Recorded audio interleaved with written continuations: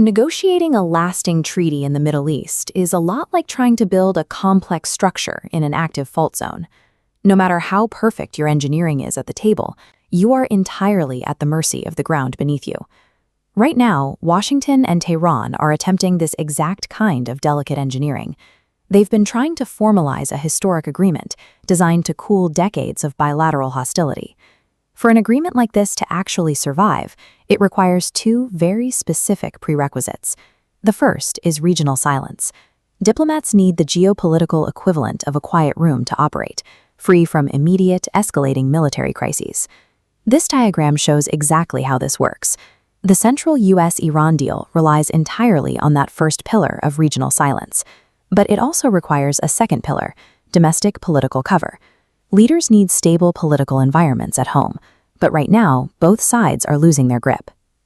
The quiet room is gone, and domestic cover is cracking under external events.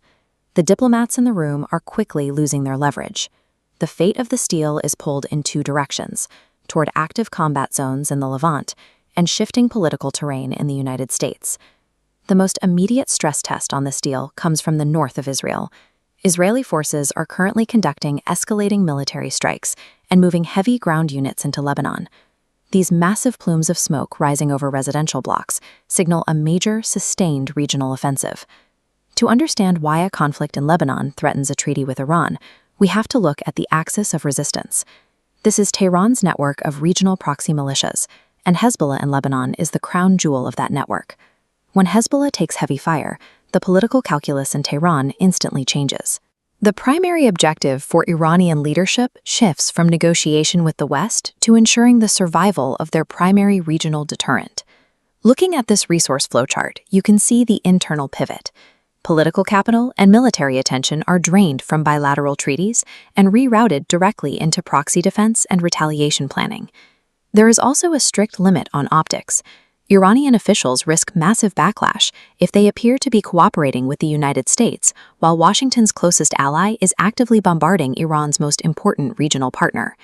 By turning up the heat in Lebanon, the Israeli military has effectively shattered the pillar of regional silence.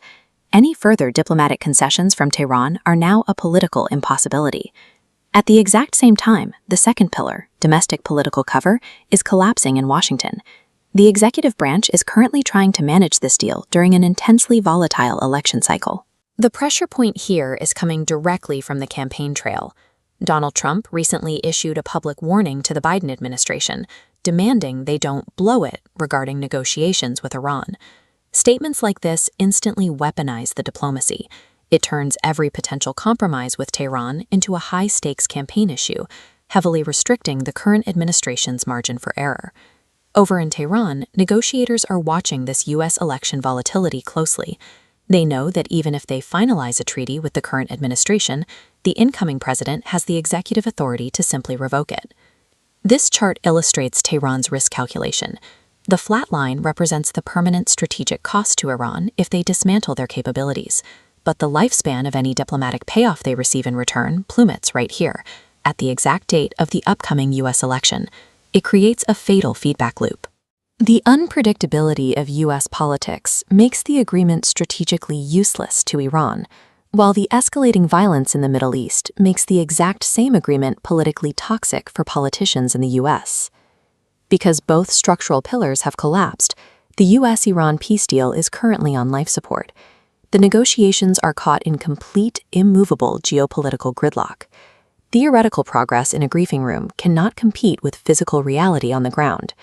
Military force and physical destruction are currently overriding every diplomatic effort.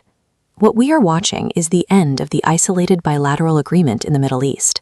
The region has become so deeply interconnected that it is impossible to box off a single treaty from the conflicts raging next door.